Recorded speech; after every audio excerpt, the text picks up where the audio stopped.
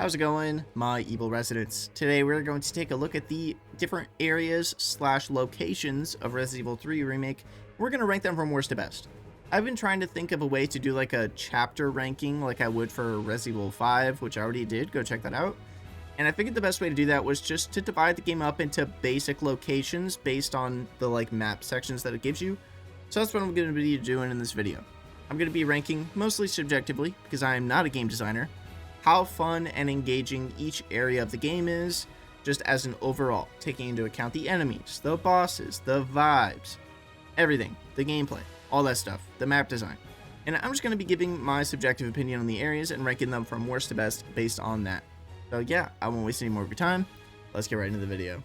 In last place, you saw this coming a mile away, buddy. Like, where did you think I was going to put this? It's the city outskirts. This is where the clock tower would be if this game didn't remove it.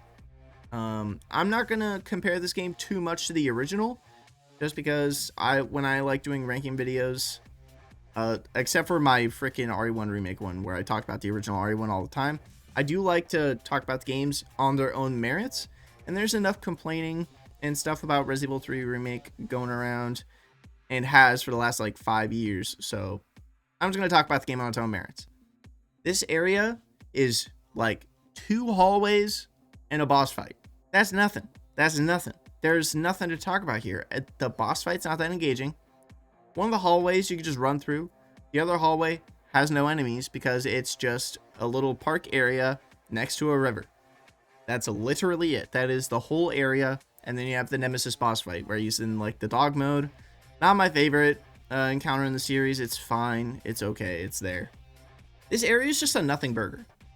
There's nothing happening here. This area feels like it's only there just to further the story because the original game also had Jill get infected, so they had to figure out a way to do it here. That's why it feels like it's here, and there's no engaging gameplay here at all. It's just not fun. It's not a fun area. Every time I play this area, I'm just like, okay, let's move on so I can get to the banging Carlos area. We will talk about that later. But yeah, last place, 8th place, city outskirts, easily.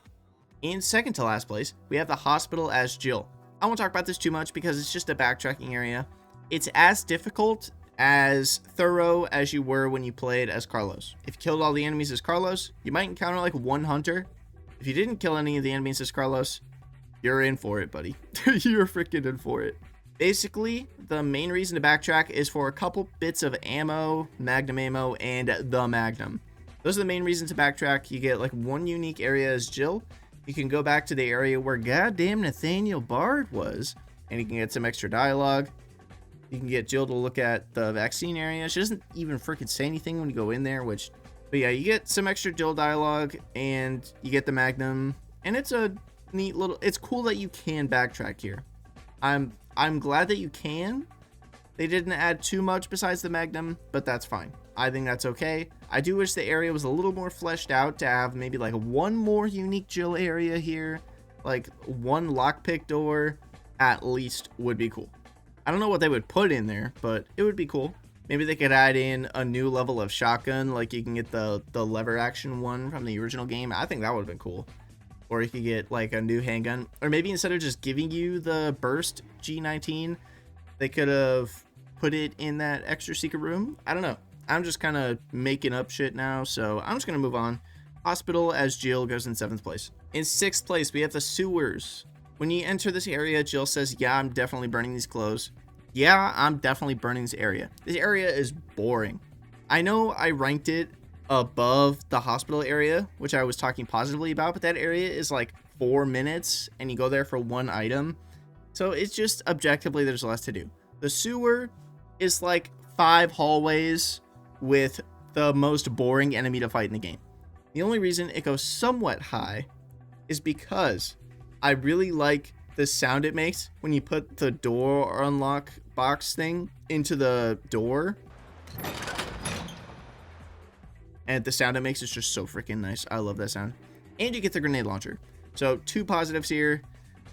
And the area isn't horrible your first time through. It's pretty engaging, but every time after that, it's just such a slog because the only enemy. There's only one type of enemy in this area, by the way. Why? Capcom. Did you just forget about enemy variety in the sewer? I understand it's like, yeah, the creepy stuff is in the sewers. But even in Resident Evil 2 Remake, there was zombies and G-adults in the sewer. Like, what are you doing? I don't know. This area is just kind of also a nothing burger, much like the city outskirts area was. And that's why it goes in 6th place. In 5th place, we have the hospital as Carlos. I love the first half of this area, one of the best areas of the game. However, there's a massive elephant in the corner of my room saying address me. And that elephant's name is holdout section. Oh my god. Whoever designed this holdout section, please, I beg of you, never design a holdout section again. This is by far the least engaging holdout section I've ever played. I'm not saying that to like disrespect the dev. Please just don't do a holdout section or design it completely differently next time you do it, because it's so boring. You just stand in one place and look at 3 windows. It's like if in COD Zombies, it was just the first room of Nocturne and Totem, but there was no wall guns and no doors to buy. That's what this feels like. It's like why? What is the point? And it's so long. This section is so long and there's no way to speed it up. The only interesting part is when the hunter shows up, but the game gives you literally like 4 grenades to kill him. He is no threat whatsoever. It shocks me how boring a holdout area is. As someone that loves COD Zombies, the first time I played this, I'm like, oh hell yeah, a holdout area. This is gonna be awesome. And then it's the most boring thing I've ever played. And then the ambiance of it, I don't know if this is just me, the ambiance of it is totally shattered because all of the zombies, as soon as they die, they explode like water balloons filled with tomato paste. It's like, what is happening here? How come when I kill one enemy, the game can't handle it existing for more than 2 seconds and turns it redder than Nikocado avocado and then it explodes? It's like, what is happening here? Well, I don't get it. I just don't get it. Everything about the area is just kind of a wet fart, and it's, oh my god. So I know I barely talked about the hospital section. It's one of the best sections in the game. It is quite linear, but it doesn't feel linear, and it accomplishes that more than any other area in the game, just because of the looping design of the hospital. It's so excellent. And then you got that holdout section that just drops this area down by like literally 4 spots. So yeah, hospital section is in 5th place. It would likely be 1st or 2nd place if not for that horrifically boring, aggressively boring holdout section. In 4th place, we have the Nest 2 labs. I don't like the Nest labs. They're boring. The design of them is boring. The vibes of them are not scary, especially the one in RE3 Remake is just not scary at all. Any semblance of scariness this game had is gone. It's gone by now. And what do they replace it with? Skinny white dudes that take a lot of ammo to kill. And hunters. So I guess you get more hunters. It's not all bad. And look, I know I'm putting this above the hospital section, but I just hate the whole area that bad, dude. I'm not even talking about that section anymore, and I'm still talking about how bad the holdout section is. But the good parts of Nest 2 are the fuse section, where you have to grab the fuses. I really like that section. That's a fun section. And then they surprise you with giving you the double whammy of enemies from both sides. And then you got to go army of 2 back to back with yourself. And it's that area is fun. I do love that area. And then that little room with the 2 zombies and the pale head, insane cinema. I love that part. And then you get the hunter like holdout room that on harder difficulties is an actual nightmare, but it's so fun. I love those 2 sections. Save this whole area for me. And I do like the pale heads. As much as I make fun of them and they eat your ammo, I think having an enemy that eats your ammo but not be a great threat in a game that showers you with ammo is actually a smart enemy to add in. You gotta have something to warrant me actually picking up items because there's so much ammo. Nest 2, kind of a mixed bag. The areas that are good are really good. The areas that are bad are just very bland and boring. Much like the hospital, but, you know, less dramatic, so it goes above it. In third place, we have the RPD as Carlos. This area is so linear. However, you get to see a lot of different areas from Resident Evil 2 in different states. You get to see Marvin again. You get Carlos's personality working with the absurd design of the RPD, and it's just great. I love it. It really feels like, despite there already being creatures in the RPD, it kind of feels like a calm before the storm moment. I don't know how to really articulate that. That would have to be kind of its own video, to be completely honest with you. But it just feels like you're starting to see the RPD go into disarray, despite the fact that it already has. Clearly, it's not quite beyond saving yet, and it just feels like everyone is still held up on the right side of the RPD, and that's why you never go there. I think it's a really cool idea to just make it take place on one side. It makes the area feel more unique. Some of the walls are still in shape. Some different areas are blocked off. It's just pretty nice. And then navigating it with no keys, that's fun. I do like that aspect of it. And then the reason the locker room is unlocked is because Carlos unlocked it, and that's why Leon and Claire can get in there. Smart. And then Carlos being the one that destroys the wall, also smart. Just overall, very good prequel design in the area. Aside from the liquor being there, why is the liquor there? But hey, I'm not going to complain. I like fighting liquors. RPD gets third place easily. In second place, we have the Demolition site. This is just a running area. All you do in this area is run. However, it also has the best boss fight in the entire game, and it's not close. You get the rooftop nemesis fight, and you get the beautiful cutscene with Jill and Kendo. Those two things set this area up where it is. I know I am brazenly overrating those two things, but I did say this is a subjective list, right? Okay, that's what I thought. Just such a good boss fight. I couldn't rank an area with such a good boss fight any lower than this. That boss fight is like top 5 boss fights in Resident Evil history. I love that boss fight. It's a shame every other boss fight of the game sucks. But anyways, Demolition site, despite it being just a linear running area, it has a great boss fight, and it has really good character moments, so it goes in second place. I know I barely talked about it, but there's not much to say. It has the best boss fight and good character moments, and that's why it's here. In first place, begrudgingly, we have the downtown area, which is where the first entire third of the game takes place. Despite this area being the best area of the game, it's still just not that great, in my opinion. It's so small. It doesn't even do a good job of convincing you that it's a big area. This is 2 blocks. They condense down the entirety of Raccoon City to 2 blocks. Couldn't add literally one more area.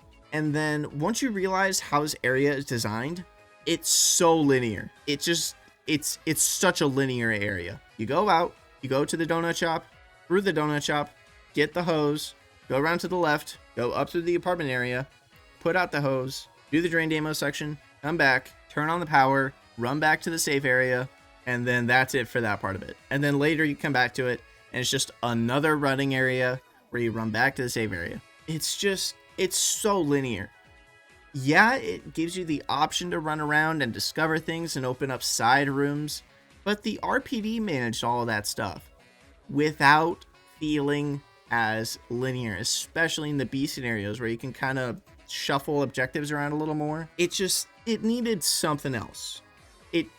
Something else, a new area, more pathways, more options of what to do first. It really falls flat after your first playthrough.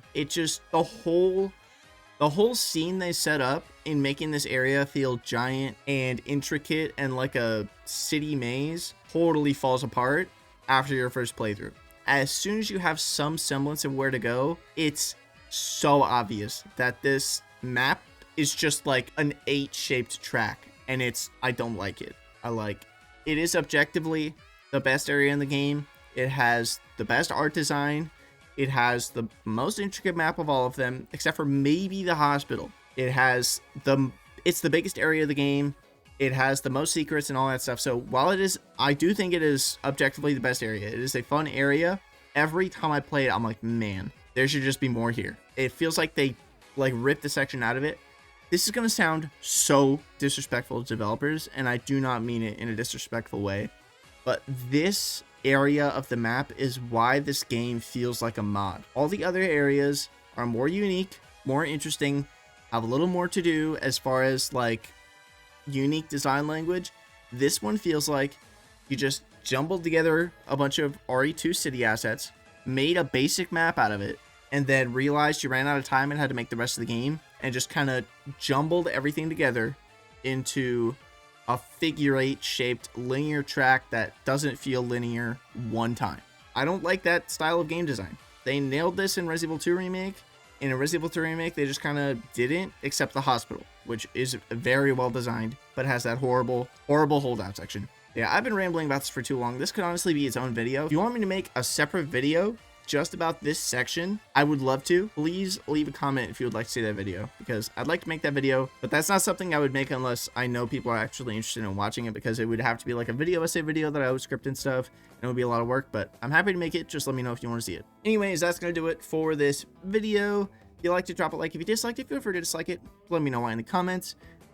Please do subscribe. We are so close to 10,000 subscribers. I would love to have you before the 10,000 gang. That would be freaking awesome to have you guys. If you want to help me along and subscribe to help me reach 10K, I would appreciate that. Leave a comment and like the video to help the video out in the algorithm if you liked it, or dislike it if you want. I totally understand that. If you'd like to support me more directly and help me be able to put more time and effort into the channel, I do have channel memberships starting at just $2 freaking. So yeah, that is the best way to support me in a non-free fashion, but obviously any support is greatly appreciated. Speaking of which, shout out to all my members. Thank you so much to my nefarious residents, Max the Noodle, Lord Porkshire, Casual Mode, Mal Plays, Heavy Morals, Nicholas Linsman, Freak Productions, Angel Dust 141, Jordan Marshall, Noah Yates, Robin Volmuller, Casper Jones, Conjured Lion, Andrew Keeley, and Stoop Kid. And a super mega extra special shout out to my malevolent residents, Dee Teepus TTV, Aircrom Cromer, Rosemary, and Tim Just Me Really. Anyways, that's gonna do it for this video, and yeah, stay evil, my residents.